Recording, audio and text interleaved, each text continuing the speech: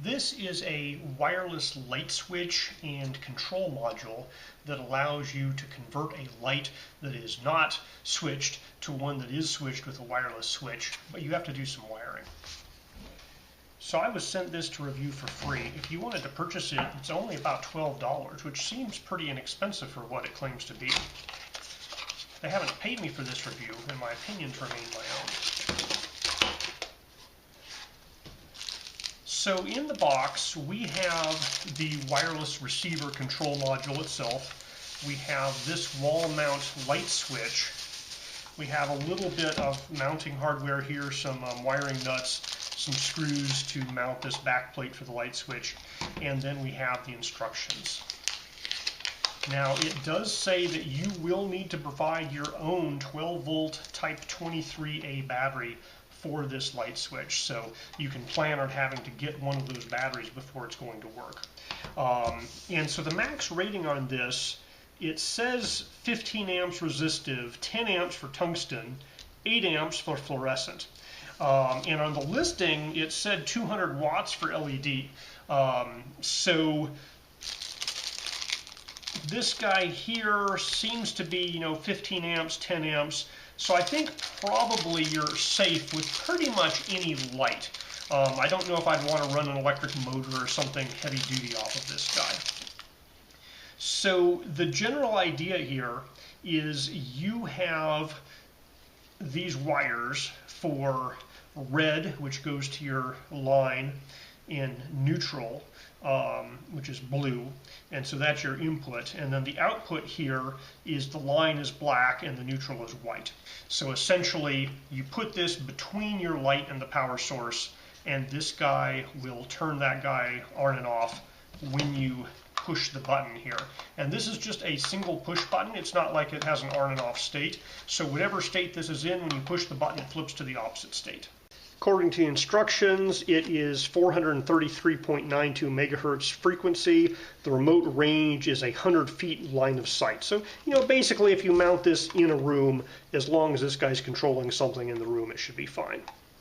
So the manual says that the receiver will remain off after a power cut to save energy, so it does not record the last known state. So if you get a power outage, your light will turn out, you'll have to push the button on the transmitter to turn it back on. It also says that the button on the receiver, the programming button on the receiver, can be used as a manual switch. I do not see a programming button, so I don't think that applies to this particular receiver. So the remote control wall plate ships with this back plate installed.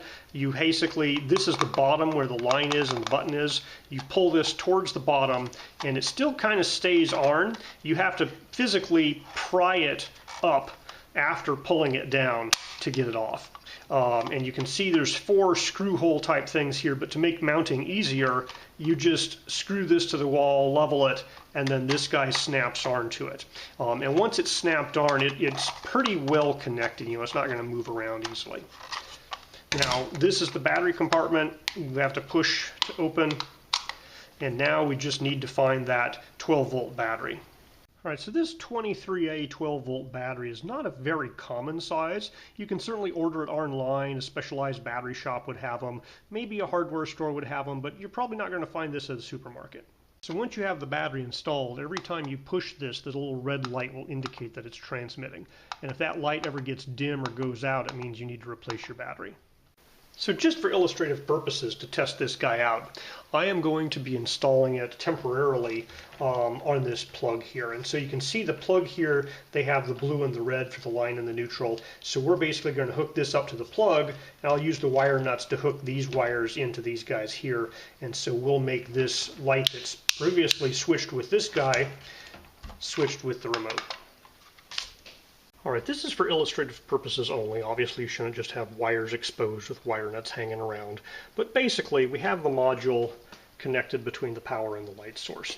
And so when you push this button here, there's a click, the light turns on. Push it again, there's a click, the light turns off. Now because it has a click, I'm assuming there's an actual relay inside of there, physically connecting and disconnecting this circuit.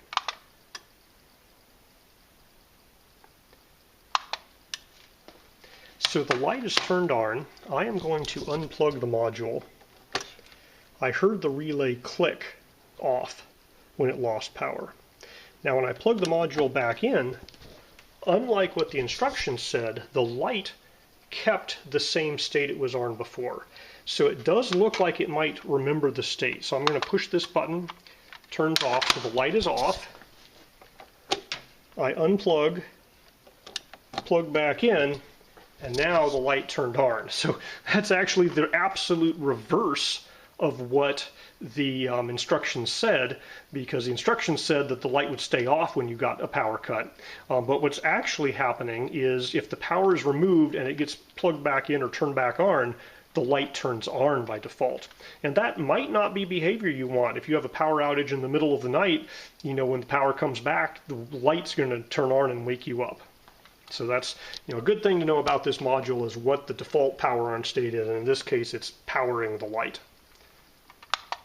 Now you can always, you know, push the button to change that. All right, so this module does what it's supposed to do. Relatively inexpensive for what it is, and as long as you can fit that size module in whatever box or light that you need to control, this is a very inexpensive way to control a light. Probably the most difficult part is finding the kind of semi-specialized battery. It's a 12-volt battery that, you know, it's a small battery for this little wall plate. I've left the light inside my house, and here from, you know, 10 feet away or so I can turn it on and off. This is a pretty good distance, and the light switch is still working from this distance here. It does have this kind of line of sight through the window. Alright, so it does work from here. I'm not even sure if you can see that in the video, but I can see the light turning on and off from here. So, you know, definitely that 100-foot range seems very reasonable for their claim there.